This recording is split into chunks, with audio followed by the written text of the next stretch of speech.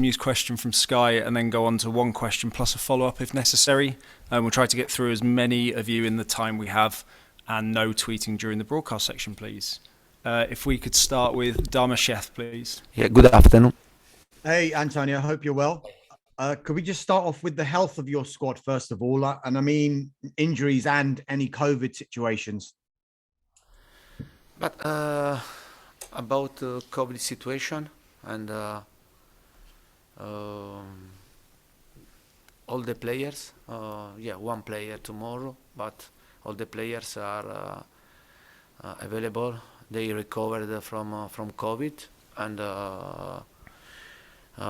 we have all the players now negative, and this is a good news for us. But as you know well, for sure COVID you bring this virus with you for a bit of time, because for sure many players in this moment are not so fit because they have to face this situation. But the good news that we have all the players available. A little bad news that Ryan Sessegnon had a problem at the end of the game against Liverpool. Is the only players with Romero that in this moment they are injured. Just picking up on what you said about COVID, were you in favor of having a break in the coming weeks in the season or not?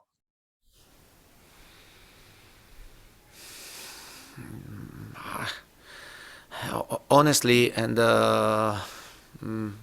it's not simple. It's not simple to.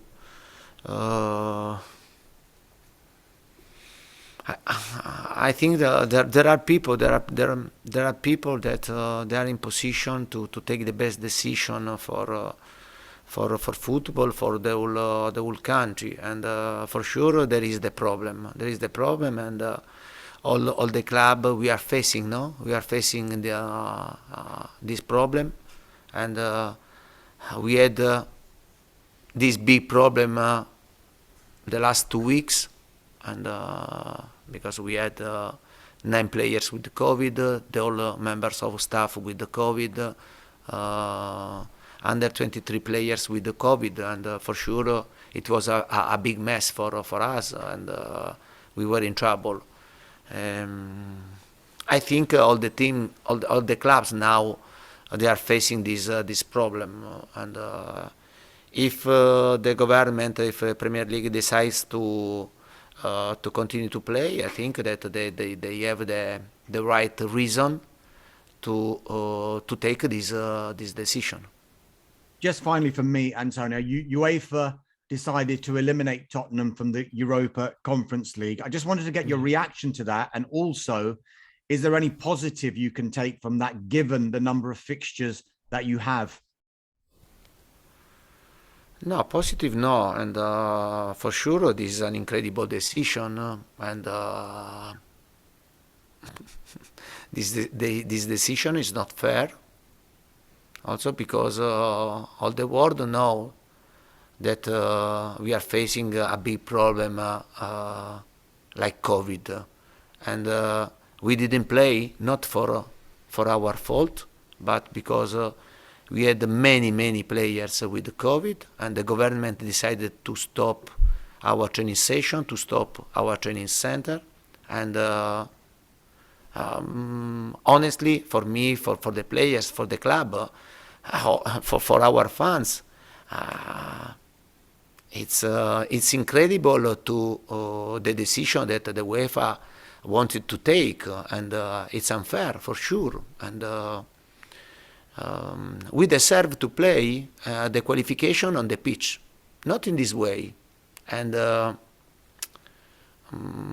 I'm very disappointed for UEFA decision, and I don't understand, and I don't want to understand. But I hope that in the future, in the next step with the court, and something can change, because we deserve to play the qualification on the pitch, not in this way, because it's not our fault.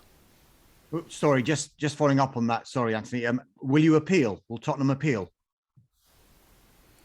Yeah, but there is another grade, and now it's not definitive. No, it's not definitive. Now UEFA took this decision, but then there is another step to confirm or not this incredible decision. But I repeat, I'm very disappointed with UEFA because everybody knows the problem.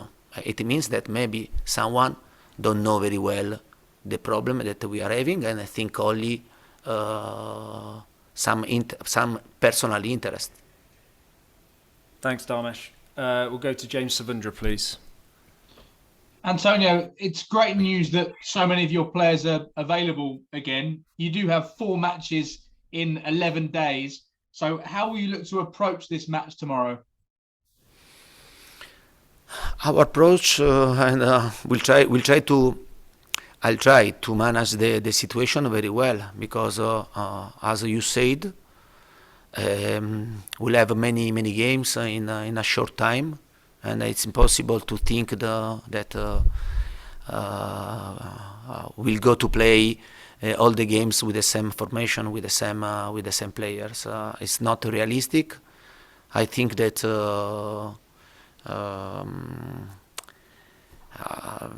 we have to.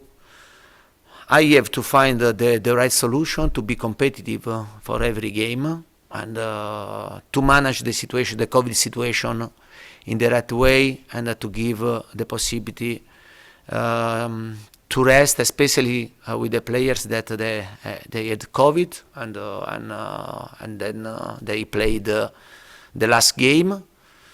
It will be very important to manage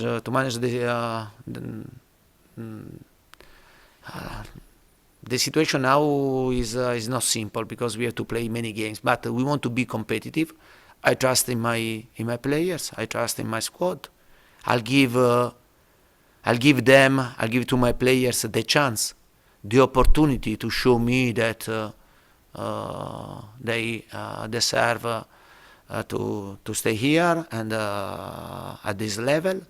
And for sure, tomorrow is an important game. It's an important game for us. But every game we are going to play, it will be very important for us.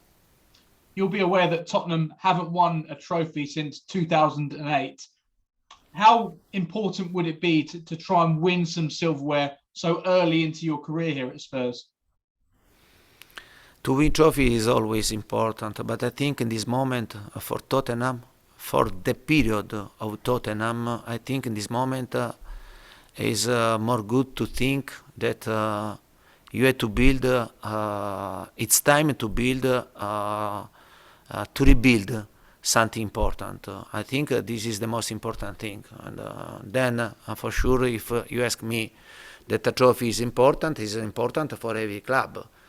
But maybe in this moment, and to win a trophy, but you don't start to rebuild the team in an important way, I think that a trophy is only one situation can help you. But for me, it's important to create a solid base, to create a foundation, to have a team that in short period and will be competitive to fight, and not only for one trophy, but to be competitive, to fight for all competition that you play.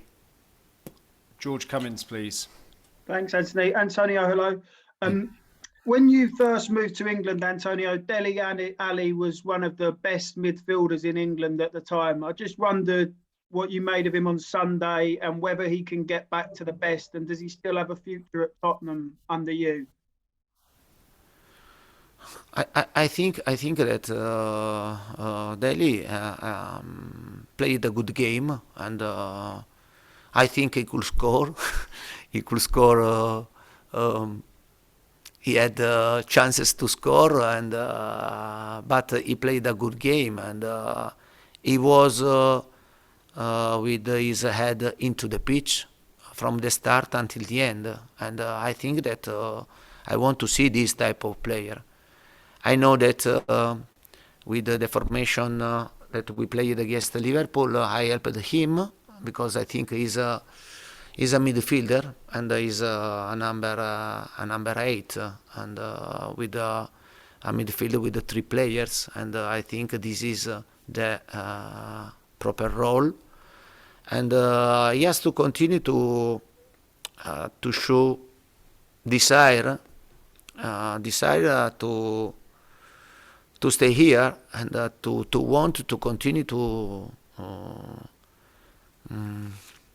stay here, and to deserve especially to stay here. But now the game against Liverpool, I think, has to be only a point of start, because one game, yeah, you can play well one game, but I need to see continuity of performance, and I'll be the first person to be happy if we'll do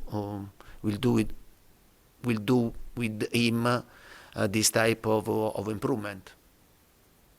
Thanks, George. Jonathan Veal, please. Hi, Antonio. Just back to the UEFA decision. You said that there's a next step. Can you tell us what that next step is? Is it taking the decision to court? Yeah. And there is another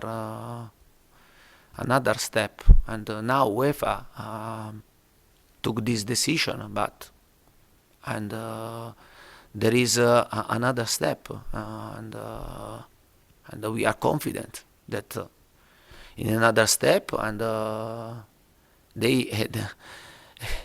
take a normal decision, not a decision in our favor, a normal decision, because I repeat, it was incredible what UEFA did, but also in the explanation about this defeat, I have read that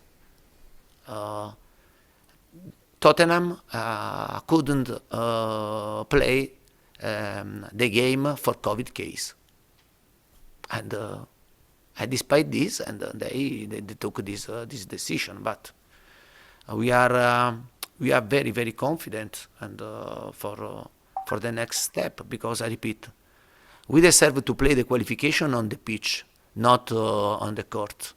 Also because this is not fault, and I can't accept this, and I'm very disappointed with UEFA for this decision. And can I just ask about Ryan Sessegnon? Is that a serious injury, or will he be back fairly soon? But I think 10 days, 2 weeks, and he had a muscular problem, and at the end of the game against Liverpool. But for sure we have to find a good solution with Sesse, because I have seen in the past that he suffered a bit this type of injury, and we have to find the right solution with the medical department, and to help also the player. Thanks, Johnny. We've got time for one more in this section, so Rob Guest, please. Hi, Antonio. Can I just ask you, Eric Dier has become a key part of your defence since you came to the club. How impressed have you been with him, and just how good a defender is he? Because he's someone who has perhaps divided the opinion of many before. But I think that Eric Dier and can become one of the best player in the world in that position, and I think that position is perfect for him. For sure, he needs to work, he needs to continue to improve, to understand very well the movement with the defensive line. He has to lead more the defensive line, because in that position, and you have to speak. You have to speak a lot, because you stay in the middle and you stay at the back, and you can see everything. And I think he has a great space for improvement, and we are talking about a really good player, strong physically, with good personality, good technically, because he was before a midfielder, and this role is perfect for him, and he has to continue in this way, and because in this role he can become one of the best central defenders. Thanks, Rob. We'll move on to the embargoed section for 10:30 p.m. tonight. Sungmo, do you want to kick us off in this bit?